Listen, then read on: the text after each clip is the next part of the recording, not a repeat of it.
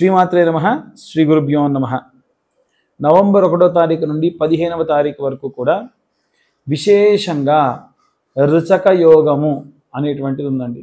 అంటే కుజుడు లగ్నంలో 4వ 7వ 10వ స్థానంలో కనుక సంచారం చేస్తే విశేషంగా ధైర్యంతో కూడినటువంటి పనులు, ధైర్యంతో కూడి చేసేటువంటి పనులలో విజయములు, విశేషమైనటువంటి అంతరాయం లేకుండా ముందుకు వెళ్ళేటువంటి స్థిరమైనటువంటి స్వభావము, ప్రశాంతత, మనశ్శాంతి ఇవన్నీ కూడా గోచరిస్తూ ఉన్నాయి.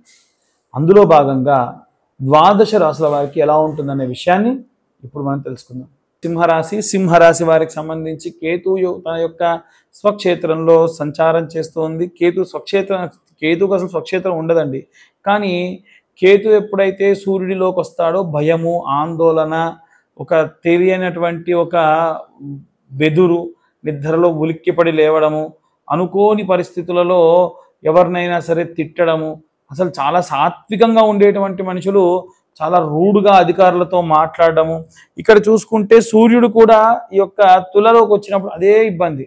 ఎప్పుడైనా గుర్తుంచుకోండి, కేతు నుంచి తృతీయ స్థానంలో సూర్యుడు కొన్ని రకాలుగా బాగుంటాడు కదండి.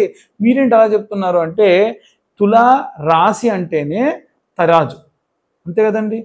కరెక్ట్గా తూచి ఇస్తుంది. మనం సూర్యుడిని ఉదాహరణకు, నువ్వు నాకు ఇంతే వేడివ్వు, నాకు ఇంతకంటే వేడొద్దు అంటే ఇంటాడా? వినడు కదా. సో ఆయన యొక్క స్వభావం ఏంటంటే విచ్చలవిడిగా వెళ్ళిపోవాలంతే. అడ్డుకుంటే నచ్చదు. అడ్డుకునేవాడే ఈ తులారాశి. కాబట్టి ఆ తులారాశిలోకి శుక్రుడు వచ్చాడు కాబట్టి ఈ యొక్క తృతీయ స్థానం అంటే కమ్యూనికేషన్, భార్య వైపు నుంచి భార్యతో కానీ ఆపోజిట్ జెండర్ వాళ్ళతో కానీ చాలా అద్భుతంగా మాట్లాడతారు. సేమ్ ఇప్పుడు ఉదాహరణకు నేను ఒక అబ్బాయితో మాట్లాడే వాడికి అర్థం కాదు, అమ్మాయితో మాట్లాడితే అర్థం అవుతుంది. ఎందుకలా అంటే ఈ రాశి వాళ్ళు ఆ కమ్యూనికేట్ చేసే క్రమంలో శుక్రుడు ఇక్కడ ఉన్నాడు కాబట్టి అది మనం పరిగణలోకి తీసుకోవచ్చు. చతుర్థ స్థానమునందు బుధుడు అలాగే కుజుడు.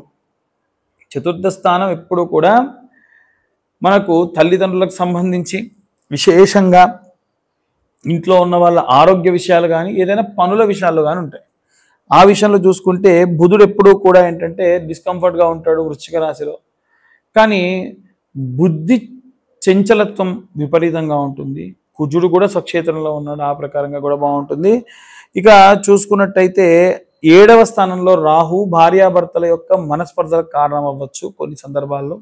8వ స్థానంలో శనిగ్రహ సంచారం, శని చండాల యోగంలో ఉన్నాడు. దీని వలన మీరు అనుకున్న పనులు అనుకున్నట్టుగా చేయలేరు. ఏవైనా మార్చాలి, ఇల్లు మారాలి, లేదా ఏదన్నా భూమి అమ్మాలి, ఇవంతా కూడా అంత సులువుగా మీకు ఈ టైంలో అవ్వదు. చాలా జాగ్రత్తగా ఉండాలి. ఇవన్నీ కూడా గోచార రీత్యా చెప్పే విషయంలో మాత్రమే. డీటెయిల్డ్గా జాతకం కావాలనుకున్న వాళ్ళు మీ పేరు, date of birth, time, place కింద ఉన్న నెంబర్కు వాట్సాప్ చేయండి. 2025 రూపాయలు తీసుకొని మాత్రమే జాతకం చెప్తా. చాలామంది 225 రూపాయలు కదా గురువు గారిని ఫోన్ చేస్తున్నారు. కాదమ్మా, 2025 రూపాయలు. ఖచ్చితంగా నాకు 3 నుంచి 4 గంటల టైం పడుతుంది. మీతో 15 నుంచి అరగంట సేపు డీటెయిల్గా మాట్లాడడం ఉంటుంది. కాల్ రికార్డింగ్ కూడా చేసుకోమని చెప్తా. ఏ అర్చకులు కూడా ఇలా కాల్ రికార్డ్ చేసుకోమని చెప్పరు. నేను ఎందుకు చెప్తున్నా అంటే నేను సబ్జెక్ట్ గురించి మాట్లాడుతున్నా, నాకు ఎటువంటి భయం లేదు. ఇక అన్ని వర్గాల వారు కూడా ఎలాంటి రెమెడీస్ తీసుకోవాలనే విషయాన్ని ఇప్పుడు మనం తెలుసుకుందాం. మనకి ఇప్పుడు ఉన్నటువంటి ఈ రుచక యోగాన్ని మనం యూటిలైజ్ చేసుకొని అద్భుతమైనటువంటి రెమెడీస్ చేసుకోవచ్చు. ముఖ్యంగా ఎవరెవరికైతే కాలసర్పదోషం ఉందో, కుజదోషం ఉందో, అలాగే ఎవరికైతే ఈ దోషముల వల్ల ఏవైనా సరే సంతానం లేకపోవడము, మిస్క్యారేజ్లు అవ్వడము, లేదా విశేషంగా వివాహం కాకుండా చాలా ఇబ్బందులు పడుతూ ఉన్నారో వారందరూ కూడా ఈ రెమెడీస్ పాటించవచ్చు. చాలా సింపుల్ అండి. మనందరికీ తెలుసు సర్పదోషాలు ఎలా వస్తాయంటే పుట్టలు ఎవరన్నా సరే కూల్చేస్తే వారికి సర్పదోషాలు వస్తాయి. అది ఇప్పుడే కాదు, మనం గత జన్మలో కూల్చిన, మనమే మన వంశంలో పూర్వీకులుగా పుట్టి మన చేతి ద్వారా ఒక పుట్ట కూల్చిన, ఒక సర్పం సంహరించిన, ఆ సంహరించినటువంటి ఆ సర్పానికి సంస్కరణ చేయకుండా, అంటే పాము చచ్చిపోయింది మన వల్ల తెలియక, దానికి సంస్కరణ అంటారు. అలాంటి సంస్కరణ చేయకపోతే కూడా విశేషమైనటువంటి దోషములు వస్తాయి.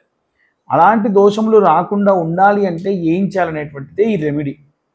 మనందరికీ తెలుసు పుట్టమన్ను అని ఇవాళ రేపు పూజా స్టోర్లో చాలా విరివిగా దొరుకుతున్నాయి. ఎక్కడైతే మనకు సాధారణంగా ఈ యొక్క పుట్టలు స్వయంగా వెలిసి ఉంటాయో, మనము ఉదాహరణకు చెప్పాలనంటే ఇంతకు ముందు కూడా మనం చాలాసార్లు ప్రస్తావించి ఉన్నాం. ఆంధ్రాలో నీలంపాటి అమ్మవారు, నిదానంపాటి అమ్మవారు దేవాలయం దగ్గర విశేషంగా పుట్టలు ఉంటాయి.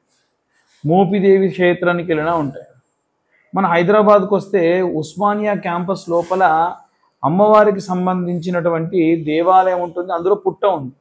అలాంటి చోటికి ఈ రుచక యోగం ఉన్నప్పుడు, ఎందుకు రుచక యోగం ఉన్నప్పుడు చేయాలనంటే సుబ్రహ్మణ్యేశ్వర స్వామియే ఈ యొక్క కుజుడికి అధిదేవత, ప్రత్యధి దేవతగా ఉంటాడు కాబట్టి అలాంటి కుజదోష నివారణ కోసము సర్ప సంబంధితమైనటువంటి రుచక యోగం ఉన్నప్పుడు చేస్తే మంచిది.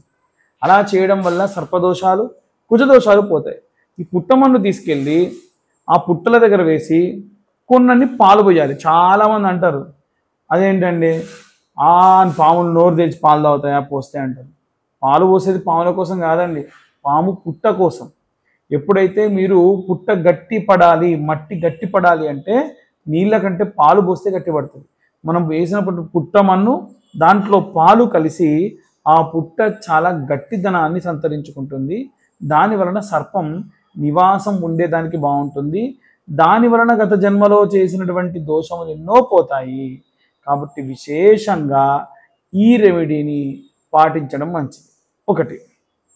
ఇక రెండవది ఏమిటి అంటే, ఎవరైనా సరే ఈ యొక్క రుచక యోగం ఉన్నప్పుడు ఏవైనా సరే సుబ్రహ్మణ్యేశ్వర స్వామి క్షేత్రాలు ఉంటాయి.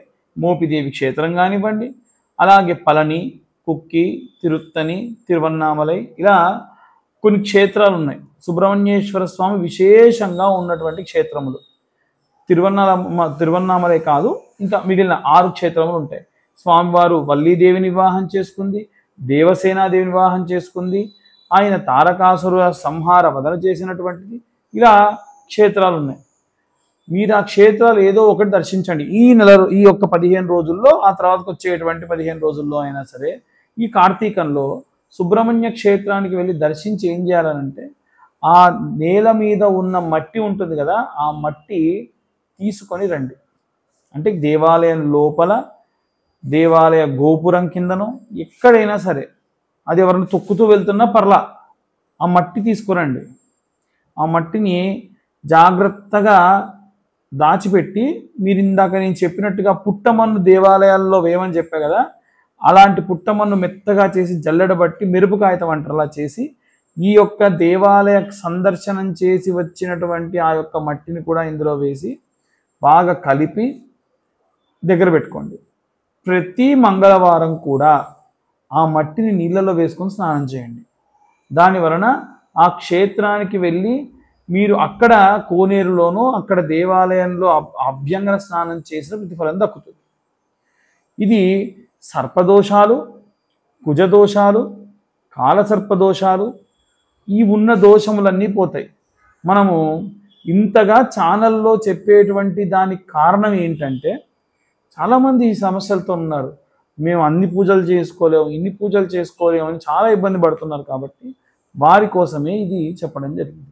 అయితే ఎక్కడైనా సరే ఈ రుచక యోగం ఉన్నప్పుడు కార్తీక మాసంలో రావి చెట్టు, వేప చెట్టు కలిసి ఉన్నటువంటి ప్రదేశానికి వెళ్ళి అక్కడ వీలైతే ఏదైనా వండుకొని వెళ్ళి భోజనాలు ప్రసాదంగా స్వామివారికి, అక్కడ ఎక్కడన్నా సరే జంటనాగులు ఉంటే అక్కడ స్వామివారికి పెట్టి ఆ కింద కూర్చొని ఆ ప్రసాదం తిని, ప్రసాదం కూడా బెల్లపన్నం కానీ పులిహోర కానీ నైవేద్యంగా పెట్టి, ఆ తర్వాత మీరు అది తీసుకొని అక్కడ ప్రదక్షిణాలు చేయడం వలన విశేష సత్ఫలితాలు పొందుతారు.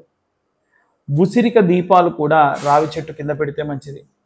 ఉసిరిక దీపాలు దానం ఇస్తే మంచిది. అంతేకాకుండా 365 ఒత్తులు ఉంటాయి కదా, ఈ 365 ఒత్తులు చాలామంది వెలిగించేటప్పుడు ఒక అనుమానం ఏంటంటే, మనం రోజుకు ఒక ఒత్తితోనే దీపం వెలిగిస్తామా? మనం రోజు కూడా 3 దీపాలు కలిపి ఒక దీపం వెలిగించాలి కదా గురువు గారు, మరి మీరేంటండి 365 ఒత్తులు అంటున్నారు? 365 రోజులు ఇంటూ 3 కదా. నిజమే, 365 ఒత్తులు ఇంటూ 3 కలిపి దీపం వెలిగించండి, తప్పేముంది, మంచే కదా. కాబట్టి ఇలా కలిపి దీపం పెట్టొచ్చు. ఇంకొక డౌట్ ఏమిటంటే చాలామందికి, మా ఇంట్లో ఉన్న ప్రతి ఒక్కరికి ఒక్కొక్క 365 దీపాలు వెలిగించాలా, లేదా 365 ఇంటూ 3 ఇలా కలిపి ఒక్కొక్కళ్ళకి వెలిగించాలా? ఇంట్లో దీపం పెట్టారనుకోండి, రోజు దీపారాధన చేస్తున్నారు. మనిషికో దీపారాధన చేస్తారా? లేదు కదా.